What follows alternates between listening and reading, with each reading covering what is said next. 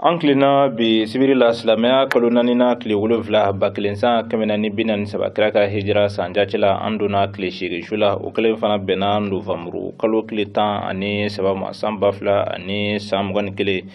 ni ye aw ka bamanankan kunnafoni di waati selen aw ma aw bi fo aw ka ɲɛmadaliku cɛɲi na aw mana ye fan o fan fɛ kiraw ni nabiɲumanw tiɲɛtaba Seydina Cheick Oumar Seydou Coulibaly Faruku Ayatullahi fi dini foli bɛ di a n'a ka denbaya bɛɛ lajɛlen ma ni ala sɔnna bi kunnafoniw bɛna kuma Igmadi Islamiya kɔnɔna kunnafoniw kan ka taa se jamana kɔnɔna kunnafoniw ma hakaja jamana kɔkan kunnafoniw fana bi yan o la aw bɛɛ lajɛlen ka aw bisimila o kunnafoniw kɛnɛ kan sɔn an minnu fɛsɛfɛsɛ aw ye kelen kelen.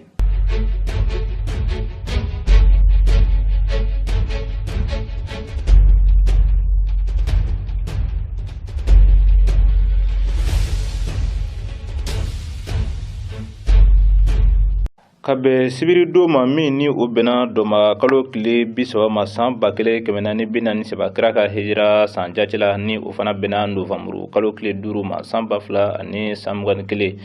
kiraw ni nabiɲumanw tiɲɛtaba Seydina Cheick Oumar Seydou Coulibaly Faruku Ayatullahi fi dini ala ka danaya jɔnba min bi jɔndaw cɛla bi ni a kɛmɛ ka dini kalifa ala ni jɔn bi dini jɛlen minɛ ka bɔ ale de yɔrɔ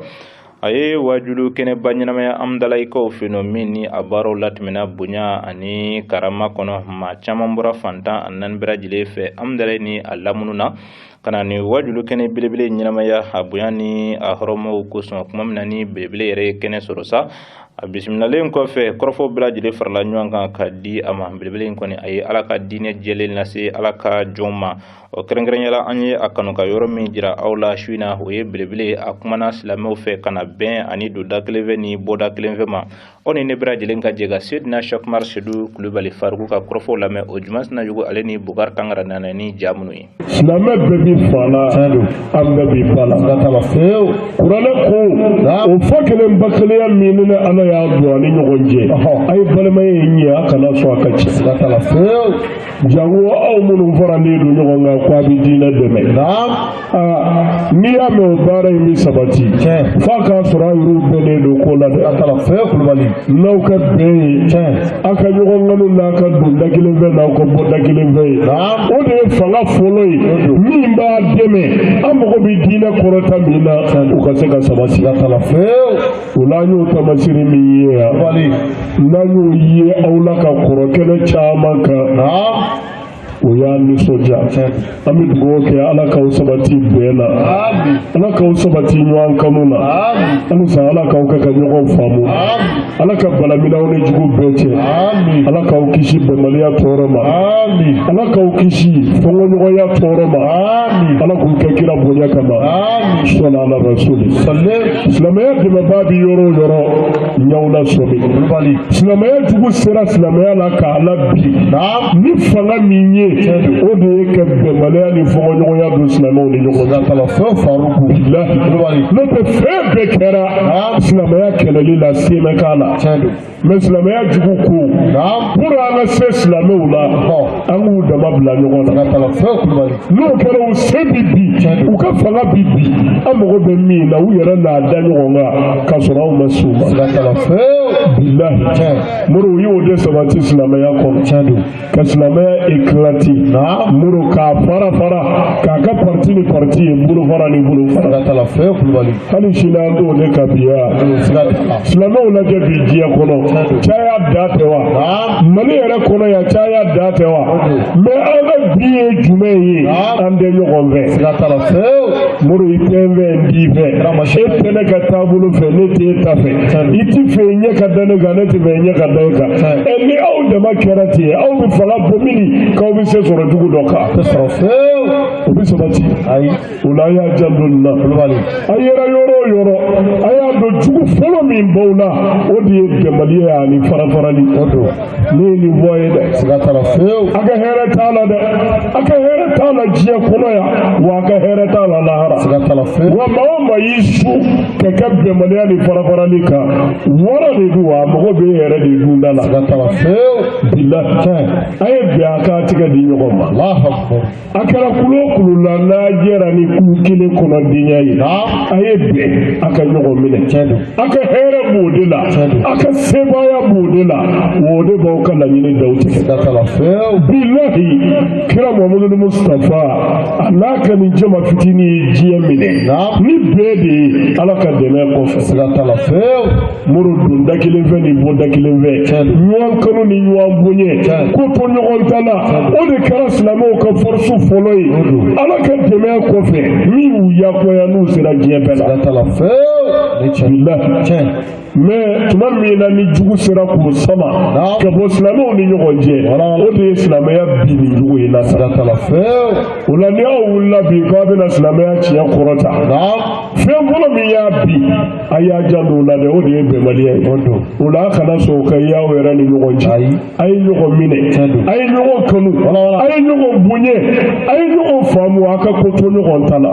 billahi a bɛɛ ka kisi b'o la a bɛɛ ka bonya b'o la wa a bɛɛ ka sutara b'o la wulibali don wulibali don dɛ a kana sɔn nin ka bɔ aw kɔnɔ a yɛrɛ yɔrɔ o yɔrɔ a y'a dɔn sebaaya fɔlɔ min b'aw bolo fanga la a ka ɲini fɛn bɛɛ kan a jugu bɛɛ kan o de ye bɛn ye ani ɲɔgɔn minɛ Tarama fam mais ni mani nataba ye ale mago b'a jufa fali de la ale bolo ni bɛɛ kɛra k'o tɛ sabati ale bolo ni bɛɛ kɛra ale bɛ min ɲini a t'o sɔrɔ ale bolo n'a ye ɲɔgɔn faamu ale bɛ fɛ min kɛ k'o ti kɛ ka sɔrɔ n'an bɛnna o de ye hɛrɛ ye an bɛɛ kan o de ye lafiya ye an bɛɛ kan wa an bɛɛ ka kunnaja b'o de la wa silamɛya tɛ tiɲɛ ye tant que silamɛw n'aw ma bɛn kɛ ɲɔgɔn kanu ka don da kelen fɛ ka bɔ da kelen fɛ bɛnbaliya sinzira yɔrɔ o yɔrɔ juguya de bɛ na ni juguya sinzina hasidiya de bɛ na hasidiya ti ye maa si dusukun na k'i n'o bɛ sa ka don alijinɛ la a y'a janto bɛnbaliya la ala kana sabati ani ɲɔgɔn cɛ ala ka balamina an n'a cɛ ya rabbi ala ka balamina ni bɛnbaliya cɛ alhamdulillah rabbil alamin hami belebele fo k'a deli ala fɛ si kuntalajan hɛrɛ ma ala k'o kalifa ani a bɔnna bɛɛ lajɛlen na jamana kɔnɔna kunnafoniw na an ka minisiri min ni o ka baara ɲɛsinnen don mali ani jamana wɛrɛw ni ɲɔgɔn cɛ ko ɲɛnabɔli kama ni o ye Abdulaye Diop ye ale ye senabila kɛ ka taa Irisi jamana kan o de ye senfɛ ani Irisi minisiri min ni o fana ka baaraw ɲɛsinnen don Irisi ni jamana wɛrɛw ni ɲɔgɔn cɛ ko ɲɛnabɔli ma u ye ɲɔgɔn ye ka se ka hakilina falifali kɛ ni jamana fila ni ɲɔgɔn cɛ baara ɲɔgɔnya la kasa tan lakana ko u bɛ se sabati an ka jamana kɔnɔ na cogo min na u ka kɔrɔfɔw u bolila nin bɛɛ lajɛlen kan an ka jɛka o juma sina k'u ka ɲɛfɔliw lamɛn. Irisi jamana minisiri min ɲɛsin bɛ Irisi jamana ani jamana gɛrɛw cɛ taama ma ministre des affaires étrangères ni o ye Sergei Lavrov ye a ye Mali minisiri min ɲɛsin bɛ Mali jamana ani jamana gɛrɛw cɛ taama ma Abdulaye Diop bisimila alamusa novembre kalo tile 11 san 2021 Russie ale faaba Moscou o kɔnɔna la ni jamana fila ninnu bɛɛ lajɛlen kɔni kɛn bɛ bi ka hakilina kelen ta ka u yɛrɛ di cogo min baara ɲɔgɔnya min bɛ Mali ni Russie jamana ni ɲɔgɔn cɛ o baara ɲɔgɔnya bi se to sabatili ye cogoya min na ni lajɛrɛ senfɛ Abdulaye Diop Mali minisiri ani Mali ani jamana gɛrɛw ni ɲɔgɔn cɛ a ye hakilina jigi kɛ k'a fɔ nafa belebele o de bɛ nin baara ɲɔgɔnya in kɔni na Mali ani Russie jamana ni ɲɔgɔn cɛ nka sani o cɛ a kɔni tun y'a ɲini k'a fɔ Mali mako bɛ dɛmɛ na cogo min ka se ka basigi ka o sabati Mali a bɛ degun min kɔnɔna la nin waati in na o cogo kelen fana don Russie minisiri kɛlen ka kɔrɔfɔ ta waati min na a y'a yira k'a fɔ Russie jamana la bɛnnen don hali bi baara ɲɔgɔnya min bɛ Mali ani Russie jamana ni ɲɔgɔn cɛ kɛlɛkɛcɛw ta fanfɛla la olu la bɛnnen don cogo min Mali dugukolo fan bɛɛ lajɛlen bɛ se kɛ a ta ye i n'a fɔ a ka ɲi ka kɛ cogoya min na waati min na Faransi jamana la bɛnnen don k'a fɔ u ka kɛlɛkɛcɛw dagayɔrɔ minnu bi Mali kɔnɔna la u bɛna bɛɛ lajɛlen datugu Faransi jamana min bɛ ka banbaci waletigilamaw kɛlɛ kabini san 2013 o waati kelen Russie jamana ko ale la bɛnnen don ka minɛ kɛlɛkɛminɛw donfiniw a misɛma ani a kumaba ka o bɛɛ lajɛlen kɔni di Mali ma pour a bi se sabati a ka kɛlɛ kɔnɔna la cogoya min na. Rusi minisiri nin kɔrɔfɔ in senfɛ a y'a yira k'a fɔ kuma minnu b'a la k'a fɔ Rusi mercenaires bɛ Mali kɔnɔna la o ɲininkali ka kan ka kɛ Mali marabagaw la sabu o ye baarakɛda bolo kɛrɛnkɛrɛnni ye Rusi jamana kɔnɔna la. Ni Mali mako bɛ o maaw la Rusi faamaw tɛ se ka o ɲɛnɛbɔ sabu u ye Rusi jamana ka société kɛrɛnkɛrɛnni ye min ni u fɛnɛ kɛlɛkɛcɛw kɔni jolen don. Wa a y'a yira k'a fɔ jamana ɲɛmaa min lakodɔnnen don Malidenw fɛ o de bi se nin ma kofɔlen ninnu ɲini sabu olu ɲɛ tɛ gɛlɛya foyi la k'a fɔ ni u ɲinina u bɛ sɔrɔ wa ale b'a dɔn k'a fɔ u bɛ se fɛlɛ ni dabalibaw sigi sen kan cogo min ka se ka Mali ka a bɔ nin gɛlɛya in fana kɔni kɔnɔna la. An ka minisiri ɲɛma Dr Choguel Kokala Mayiga ni an ka laadala dugutigiw ka taa se fɛn min ye diinɛ ɲɛmaw olu sigila ka se ka masala jamana in a bi se bɔ fasa bolo cogo min na ani jamana bi se ka sigi sen kelen kan cogo min na bɛɛ lajɛlen ka se ka i ta fɔ ani k'i hakilinaw di munna o bɛɛ lajɛlen bɛ se ka fara ɲɔgɔn kan cogo min na ka se ka kɛ hakilina bakurubaw kelen ye Mali kura o ka jɔ. An ka jɛ ka minisiri yɛrɛ ka kɔrɔfɔw lamɛn ni lajɛrɛba in kɛnɛ kan. Président de la transition Togola ka wele a donnen don politique ɲɛmɔgɔw a bɛ se ka hakilina dɔ ta n'a gɛlɛya ka se yɔrɔ dɔ la aw bɛ courage sɔrɔ ka tiɲɛ fɔ a ka di fangatigi wa a man di aw b'a fɔ a ye aw bɛ tiɲɛ fɔ parce que aw b'a yɛrɛ obligé ka kuma tiɲɛ kan aw bɛ mɔgɔ bɛɛ ta na bolo fila a kɛra fantan setigi o se tɛ minnu ye aw b'u bɛɛ ta parce que aw ka dugudenw de don ni problème nana aw fɛ en général aw b'a jate ka critiquer tiɲɛ kan n'an tɛmɛn'o bɛɛ kan hɔrɔnya danbe aw bɛ kuma cogo min na aw b'a kɛ cogo min na o bɛ kɛ bonya kɔnɔ bi jamana sera yɔrɔ min na jamana tɛ se ka dilan n'an ma segin kɔ n'an ma segin dugutigiw fɛ n'an ma sigi diinɛ ɲɛmɔgɔw fɛ n'an ma sigi ɲamakalaw fɛ u ka kuma partiw bɛ tɛmɛ fangaw bɛ tɛmɛ mais aw bɛ place la président jɔlen tɛ Mali la ma caman b'aw cɛ la président caman tɛmɛna premier ministre caman tɛmɛna mais aw bɛ place la o a kelen o kelen n'a gɛlɛya bolo a bɛ boli ka taa aw fɛ an k'a kɛ cogo di a ye n'an dɛmɛ a ye na kuma jamanadenw fɛ donc a ye décision min ta président de la transition ani gouvernement bɛɛ k'a fɔ yanni a ka se yɔrɔ dɔ la an b'a fɛ ka Mali kura de dilan a dilanli kabini a daminɛ fo n ka wele an ka hakilina f'aw ye an k'an dɛmɛ n'an bɛn'a kan n'aw ye duwawu k'a ye fɛn min bɛ sigi a bɛ sigi ka ɲɛ a sera yɔrɔ min na maa kelen tɛ se k'a dilan parti kelen tɛ se k'a dilan président ni premier ministre ni gouvernement civil tɛ se k'a dilan maliyɛnw bɛɛ kan ka fara ɲɔgɔn kan ka opposition t'a la majorité t'a la parce que n'i y'a ye opposition ni majorité bɛ yen o y'a sɔrɔ jamana bɛ yen ni jamana tɛ yen o tɛ yen maa caman bɛ yen n'a tiɲɛna u b'u ka passeport ta u bɛ taa jamana wɛrɛ la aw dun jamana wɛrɛ t'aw bolo a tiɲɛna a ɲɛna aw tɛ taa yɔrɔ si donc aw de bɛ baara kɛ a ka ɲɛ jamana caman nana k'u b'an dɛmɛ a caman u nana nin ŋaniya ɲuman de mais dɔ fana b'a la ŋaniya min b'u la hali n'a tɛ fɔ a ɲɛ b'a la o n'an m'an kɔlɔsi Mali yɛrɛ bɛ se ka tunu ala k'an kisi o la ni jateminɛ kɛ bi partenaire technique et financier ni ONG de bɛ décision ta décision min kan ka olu de b'a ta ka taa fɔ jamanadenw jamana ɲɛmɔgɔ a kan ka kɛ nin cogo la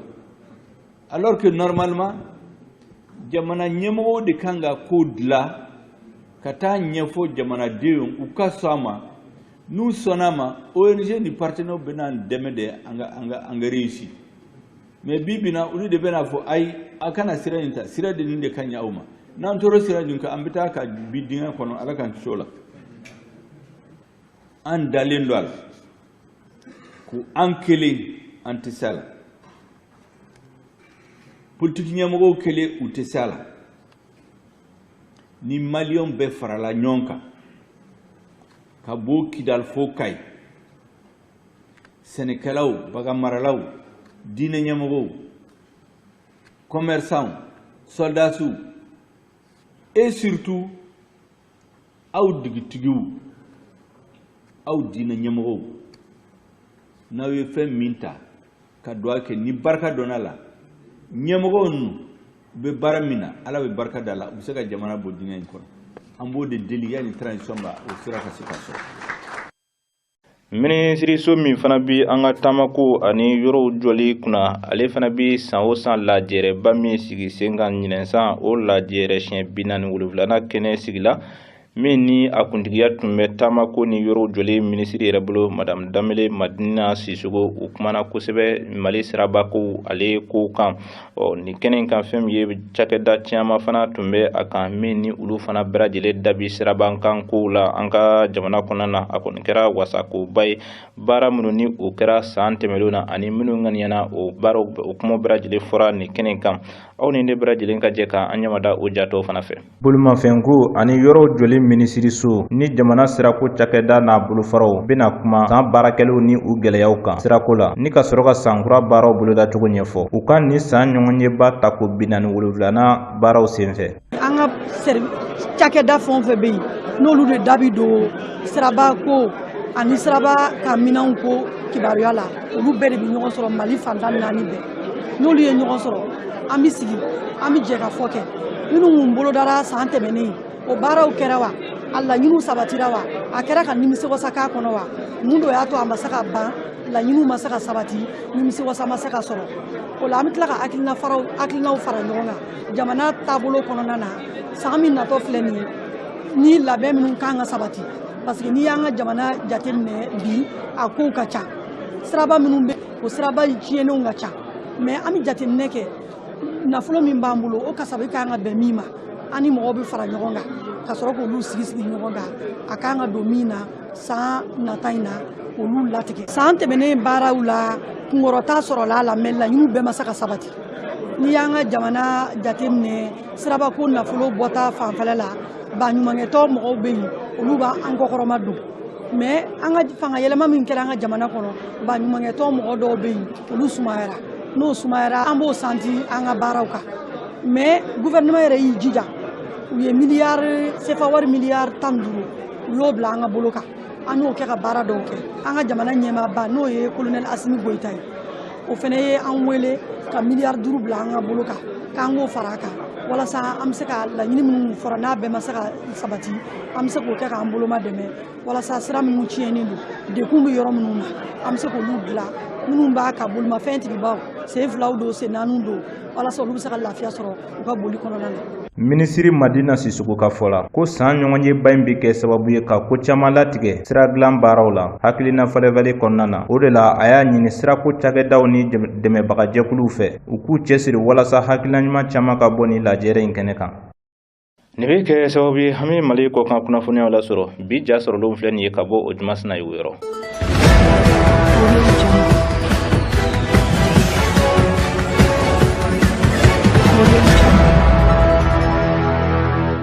Gɛlɛya belebele o bɛ Belarusi ani Pologne jamana ni ɲɔgɔn cɛ ka kɛɲɛ ni tunkarankew ka kunkanko kibaruyaw olu kɔni ye Vladimir Putin Rusi jamana ɲɛmaa kumara dɛ a y'a yira k'a fɔ Rusi jamana sen foyi kɔni tɛ bisi basa min bɛ Belarusi ani Pologne ni ɲɔgɔn cɛ Rusi jamana ka foyi kɔni tɛ a la n'i y'a ta k'a lajɛ Rusi jamana sanfɛ kɛlɛkɛcɛ maa 250 olu kɔni sen donna kɛlɛ dɔ kɔni kɔni na juma tɛmɛnen fɛn min ye Belarusi jamana ɲɛmaw jukɔrɔma dondoni kama Pologne ale frontière kɔni na. Ni ye Pologne frontière ta k'a lajɛ nin waati in na tungarankew dagayɔrɔ kɔni kɛra yen ye. Tungaranke minnu bi fɛ ka don nazarala jɛkuluba Union Européenne ale kɔnɔna la misali dɔɔni ye jumɛn ye. Ni ye Pologne jamana ta k'a lajɛ olu y'a yira maa 800 olu de bɛ makɔnɔ la nin waati in na. Jamana fila danfarancɛ ni ɲɔgɔn cɛ cogo min ka se ka don nazarala jɛkuluba Union Européenne kɔnɔna la. Nazarala jɛkuluba Union Européenne kɛn bɛ ka jalakili bolokɔni ɲɛsin Alexandre Lukashenko ma k'a fɔ a bɛ fɛ k'a ta juru sara ka kɛɲɛ ni ɲangi minnu bilen don a ka fanga kan. Vladimir Putin bolokɔni kɔni ɲɛsinen don ale ma nga a y'a yira k'a fɔ nin ko minnu b'a la ka kɛ nin waati in na olu sen foyi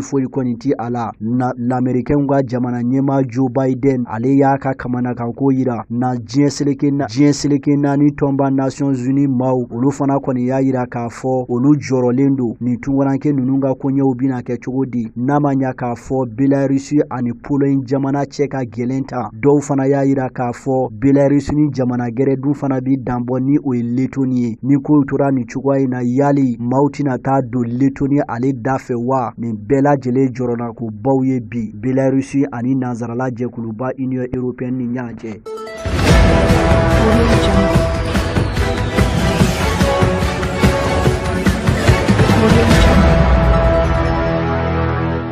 Ni lajɛrɛ in yɛrɛ kɔni kɛra juma Novembre kalo tile 12 san 2021 Faransi jamana ɲɛma, Burkina jamana ɲɛma, Niger jamana ɲɛma ani Chad jamana ɲɛmaw ni ɲɔgɔn cɛ u kɔni ye baabu sen ta. Faransi jamana bina yɛlɛma minnu don u ka kɛlɛkɛcɛw ka koɲɛw la cɛncɛnkan jamanaw sanfɛ. O baabu sen ninnu kɔni sɛbɛkɔrɔ larawela. Burkina jamana ɲɛma Roch-Marc Christian Kabore, Niger jamana ɲɛma Mohamed Bazoum, Mohamed Idriss Déby Itno Chad jamana ɲɛma ka fara Emmanuel Macron kan. Nunu maa 4 u kɔni sigira lɛrɛ kelen ɲɔgɔnna bɔɲɔgɔnko ɲɛgwɛn ka se ka baaraw kɛcogo kuraw ka olu kɔni yira ɲɔgɔn na ka maaw hakili lajigi. Juin kalo tɛmɛnen Faransi jamana y'a laɲini k'a fɔ u bina yɛlɛma don u ka kɛlɛkɛcɛ Opération Barkhane maaw ka baaraw kɛcogo la ka bɔ Mali kaɲangalan fan fɛ ka taa u cogo Gao ani Menaka cogo min Niger ani Burkina Faso u bi se gɛrɛ olu la cogo min na ka maaw hakili lajigi. O fɛlɛ de bina kɛ sababu ye ka dɔbɔ Faransi kɛlɛkɛcɛw hakɛ la. N'i y'a ta k'a lajɛ maa 500 olu de bɛ bi nka dɔ bina bɔ a la ka taa kɛ maa 2500 walima maa 3000 sani san 2023 o cɛ ka maaw hakili lajigi. Ni yɛlɛma ninnu bɛɛ nara waati la waati min i b'a ye k'a fɔ mai kalo waati fangajaso min kɛra bandaw la o koɲɛw Asimi Goïta fɛ.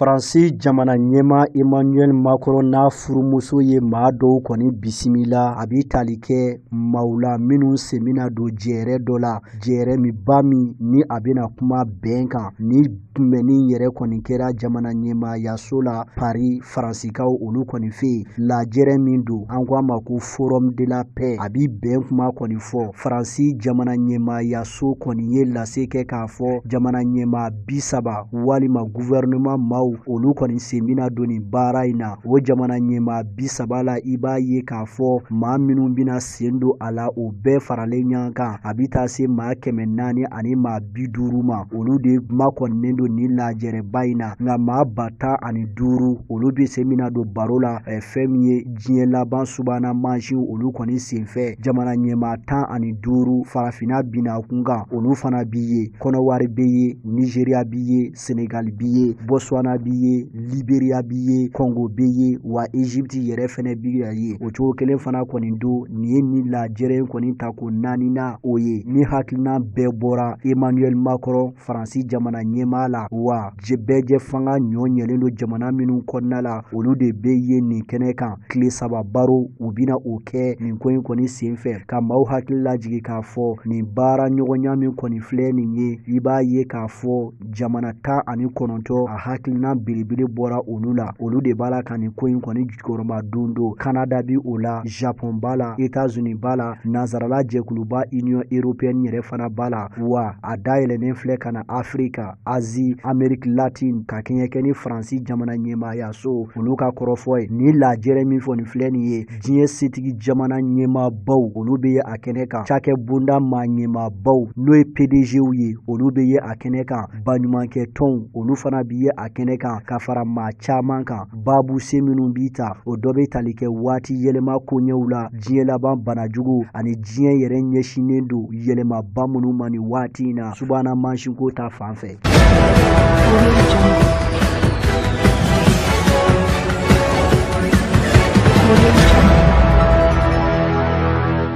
Général Abdel Fattah al-Burhan ale min ye fangajaso kɛ octobre kalo laban na Sudan jamana kɔnɔna la alamusa novembre kalo tile 11 a ye kulu dɔ kɔni sigi sen kan min kɔnɔna la i b'a ye k'a fɔ maa civiliw la olu da tun bɛ fanga dɔ in ka kumaw la olu bɛɛ lajɛlen kɔni mabɔra ka maaw hakili lajigi fangajaso kɛlen kɔfɛ san 2019 Umar El Béchir la kulu dɔ sigira sen kan an ko kulu min ma Conseil de souveraineté a kulu kɔnɔna la finitigiw ani finitanw olu de tun ye u tɛgɛ di ɲɔgɔn ma cogo min ka se ka waati la tɛmɛ fanga ka o mɔnɔ bɔ fo ka taa se bɛɛjɛ fanga o waati ninnu ma o conseil in kɔnɔna la i b'a ye k'a fɔ Général Burhan ale de tun y'a maa ɲɛmaa ye a bɛ tile damadɔ bɔ bin waati in na finitigiw kɔni b'a la ka lase kɛ k'a fɔ gouvernement kura dɔ bɛna sigi sen kan cogo min ka se ka kalafili jɛlenw ka olu kɔni labɛn o gouvernement in de yelen filɛ maaw fɛ nin ye gouvernement min i b'a ye k'a fɔ maa caman olu kɔni nɔrɔbila la finitanw na ministre ɲɛmaa Abdallah Hamdok a ma fɔ fɔlɔ fiyewu k'a fɔ ale a remplacera ni o ye maa dɔ bilara a nɔ la nga a minɛlen don u bolo hali bi sabu a tɛ se k'a ka pɛtɛw kɛ i n'a fɔ a ka ɲi ka kɛ cogoya min na Général Burhan ale de kɛra nin ko in maa ɲɛmaa ye tuguni télévision so y'a lase o kɔfɛ Mohamed Hamdan Daglo ale cɛba min filɛ ale kɛra finitigi dɔw olu kɔni ka maa ɲɛmaaba ye Sudan i b'a ye k'a fɔ maa caman dusu kaminen don bi a bɛ taa se maa 14 na minnu kɔni kɛra Conseil de souveraineté maaw ye maa 13 i b'a ye k'a fɔ olu tɔgɔ fɔra maa 14 ko ka ɲi ka bɔ jamana kɔrɔ yan fan fɛ yen dun minɛlen don o kama o tɔgɔ ma fɔ maa 13 minnu ni olu tɔgɔ lasera maa 4 olu dɔrɔn de ye maa kuraw ye sinon a tɔw ye maa kɔrɔw ye.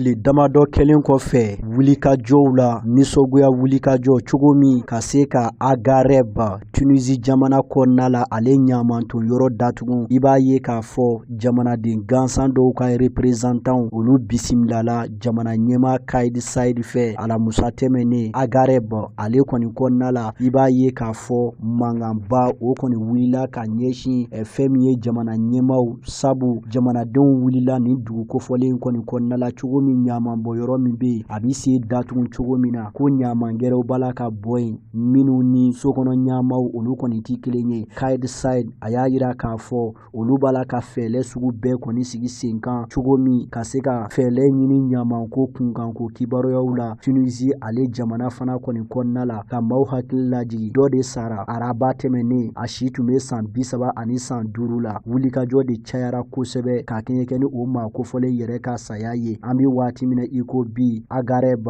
ale ɲaman bɔ yɔrɔ min kɔni filɛ nin ye a tun datugunen don septembre kalo laban k'a sabu kɛ jamanadenw ka wulikajɔ ye ko yɔrɔ in falen don nga bi u ye yɔrɔ in dayɛlɛ tuguni ɲaman gɛrɛw bi ka kɛ a kɔnɔ ni o ye usine ɲamanw ye u y'a yira k'a fɔ o man tɛ ka kɛ bi ni sigikafɔ in kɔni bi sɔn ka kɛ nisɔndiyakoba ye jamanadenw bolo kɛrɛnkɛrɛnnenya la société civile maaw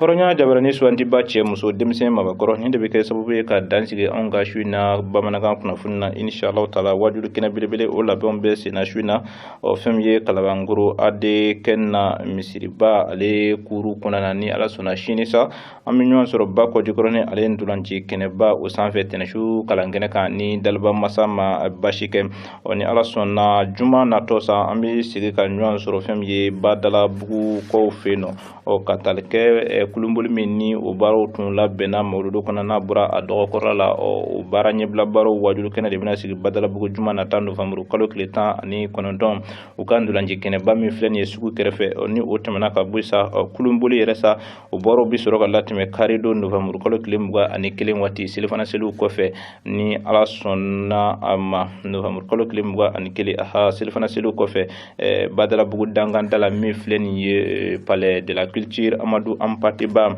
ale yɛrɛ kɛrɛfɛla la te coy amadi ala fɛ yarabi ala ka baara nunu bɛɛ lajɛlen latɛmɛ hɛrɛ ani badena kɛnɛ nunu bɛɛ lajɛlen kuntigiya bɛɛ kiraw ni nabi ɲumanw tiɲɛta ba Seydina Cheikh Umar Seydou Kulibali Farigo yɛrɛ bolo ka deli ala fɛ si kuntalajan hɛrɛma ala ko kalifa belebele ni a bɔnnaw bɛɛ lajɛlen na an bɛ an kɔ don aw la nin yɔrɔ in na ni ala sɔnna sini kunnafoniya wɛrɛw bɛ ɲini ka di aw ma Hikmatu Islamiya kɔnɔna kunnafoniw na jamana kɔnɔna kunnafoniw na fo ka taa se diɲɛ fan wɛrɛ kunnafoniw ma min ni si tɛ kelen ye an ka jamana ala ka kolosuma ka ɲɛmajɔ kira bonya ni an karamɔgɔ Farigo n'a bunasama barika kosɔn sɔli ala rasuli